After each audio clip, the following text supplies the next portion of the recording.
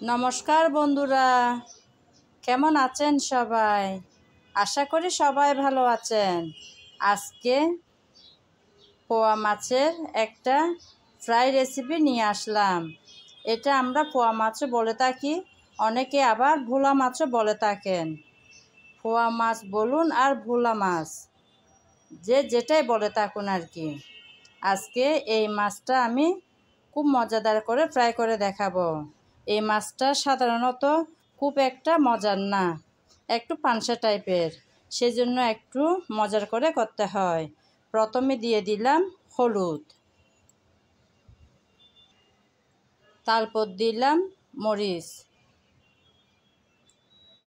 তারপর দিলাম জিরা, ধনিয়া, গরম মশলা সব একসাথে গুঁড়ো করা পাউডার, তারপর দিলাম স্বাদ মতো লবণ, তারপর দিলাম আদা বাটা, তারপর রসুন বাটা। এখন সবগুলো মশলা মাছের গায়ে গায়ে ভালো করে আমি মেখে নেব।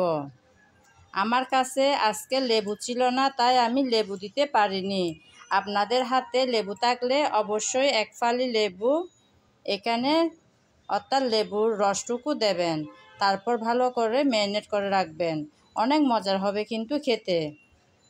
আমার আজকের ভিডিও যদি আপনাদের ভালো লেগে থাকে তাহলে আমার চ্যানেলটি সাবস্ক্রাইব করে আমার সাথে থাকবেন, লাইক কমেন্ট শেয়ার করে আমার পাশে থাকবেন।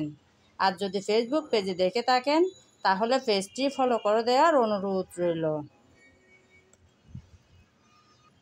খুব ভালো করে কিন্তু মেখে নিতে হবে মশলা, কারণ যারা এই মাছগুলো খেয়েছেন তারা তো অবশ্যই জানেন এই মাছ কিন্তু খুব বেশি মজার না, একটু পানসা টাইপের।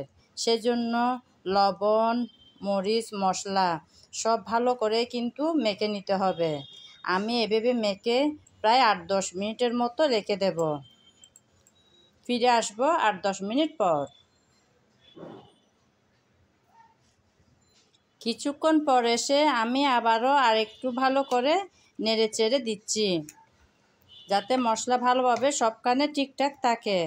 আমি কিন্তু এই যে মাছের মাঝখানে আরেকটা করে কেটে কেটে দিই নেই, কারণ আমি কিছুক্ষণ মেখে রেখেছিলাম। সঙ্গে সঙ্গে যদি ভাজতে হয় তাহলে এদিকে মাঝখানে আর 2-1টা এভাবে কেটে কেটে দিলে তাড়াতাড়ি মশলা, লবণ সবগুলো মাছের ভেতর ঢুকবে। এখন ভাজার পালা। মাছগুলো ভাজার জন্য চুলায় আমি আগে থেকে তেল বসিয়ে তেল গরম করে নিয়েছি।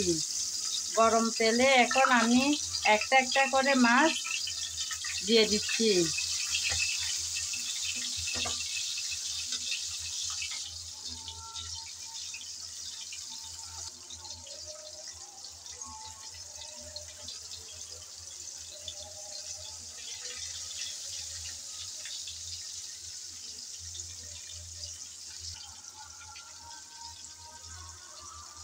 একে একে কিছুটা মাছ দিয়ে দিলাম।